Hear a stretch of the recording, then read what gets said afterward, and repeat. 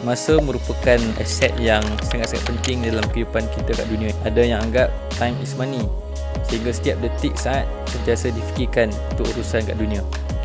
Ada yang anggap masa ni juga sebagai ruang dan peluang untuk lakukan kebaikan dan perkara yang manfaat. Walaupun tafsiran kepentingan masa ni berbeza bagi setiap daripada kita. Yang pasti kehidupan kita kat dunia ni tak selama-lamanya, ada tempoh dia. Maka tempoh masa yang ada ni lah mesti kita gunakan sebaik mungkin, kerana peluang ni hanyalah sekali. Satu masalah yang berlaku bila kita sembang pasal masa ni ialah dari segi kesempatan waktu. Bila kita tak dapat nak siapkan any task ataupun apa yang task yang kita nak lakukan, selalu kita akan bagi alasan yang kita tak sempat, tak done. And of course tak dapat dinafikan kehidupan kat dunia kita ni memang sangat busy dengan keadaan media sosial yang laju macam sangat ni, menyebabkan kadang-kadang kita tak sempat nak berfikir apa yang kita nak buat dalam dunia kita ni. And kadang-kadang menyebabkan hidup kita ni berlalu macam tu saja kan. Video pada kali ni saya just nak share beberapa taktik yang telah di-share oleh Jake Knapp dan juga John Zratsky dalam buku Make Time. So dalam buku ni dia ajar kita macam mana kita nak buat apa yang kita nak sangat dalam kehidupan dekat dunia ni. Contoh macam play novel ke, nak tulis buku ke, nak buat video YouTube ke, so macam-macam lagi. So buku ni akan share apa taktik yang kita boleh buat lah untuk kita nak lakukan apa yang kita nak dalam kehidupan dunia ni. Ada dua perkara yang menyebabkan kita ni constantly busy. Pertama ialah busy bandwagon. Busy bandwagon ni ialah urusan kerja kita yang penuh dengan to-do list yang tak pernah habis-habis, email yang banyak dan meeting yang penuh. Kedua ialah infinity pools. Infinity pools ni pula ialah macam social media app, Facebook, Instagram, WhatsApp, entertainment yang always distract kita. Jadi dua benda ni, busy bandwagon dan juga infinity pools, sentiasa tarik-menarik untuk jadikan kita ni manusia yang sangat-sangat busy. Jake dan John ni ialah penulis buku ni. Diorang ni bekas pekerja Google dan always menjadi top performer lah dalam company diorang.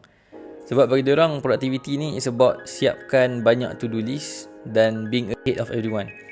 Tapi apa yang diorang sedar ialah diorang tak being present dengan family diorang.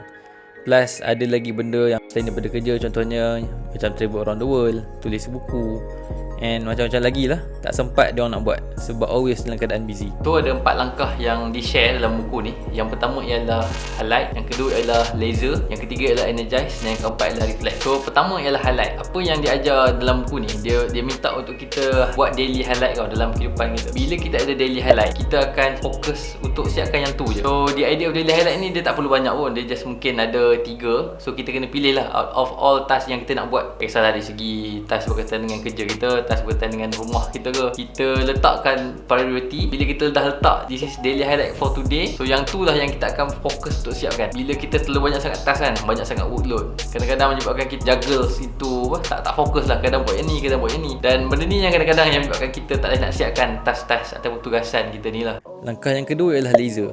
Once kita dah pilih apa yang kita nak siapkan, step kedua kena jadi be laser focus untuk siapkan task tu. Cuma masalah yang paling besar nak laser focus ni ialah distraction. Distraction yang terbesar ni ialah phone kita ni lah, dengan Facebooknya lah, Twitter lah, WhatsApp lah, macam-macam lagi memang akan kacau kita. So what we can do, maybe try play the game lah. Contohnya kalau kita dah siap certain task ni, okay, baru boleh tengok phone.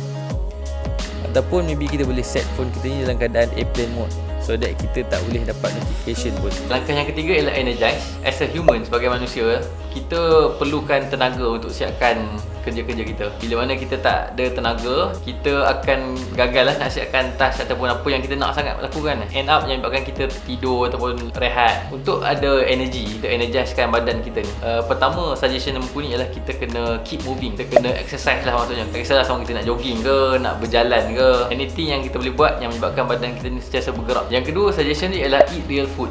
Makan makanan yang real. So makanan macam fast food tu sangat tak digalakkan lah. So kita kena cari makanan-makanan macam buah-buahan, sayuran yang ada nutrient. Jadi yang ketiga ialah optimize caffeine. Caffeine ni which is kopi lah. Kopi sebenarnya sangat bagus untuk tubuh badan kita sebab dia create, dia macam bagi some energy pada kita dan juga jadikan kita ni fokus bila kita nak buat kerja-kerja yang berat, contohnya buat presentation, buat paper kan. So dengan minum kopi ni sebenarnya dia macam create fokus lah pada kita untuk kita siapkan task-task yang big. Dan yang keempat ialah sleep in a cave. So maksudnya sleep in a cave ni macam kita kena jaga tidur kita lah. Manusia ni perlukan rehat yang cukup. Allah ciptakan malam ni pun untuk kita berehat, dan dengan ni lah yang akan menyebabkan badan kita ni akan sentiasa kuat dan terus sihat lah untuk buat tas-tas yang kita nak siapkan dalam kehidupan kita kat dunia ni. Langkah yang terakhir adalah reflect. Mana-mana buku productivity pun dia akan letak langkah ni sebagai last step. Sebab kalau tak ada step ni, macam mana kita nak improve hidup kita? So by looking back at apa yang kita highlight, siap ke tak, kita ni tidur cukup ke tak, exercise ke tak, akan menjadikan diri kita ni always tahu condition kita ni macam mana. No worries kalau kita tak boleh nak buat semua tips-tips ni. Yang penting kita cuba saja yang kita mampu, sedikit demi sedikit.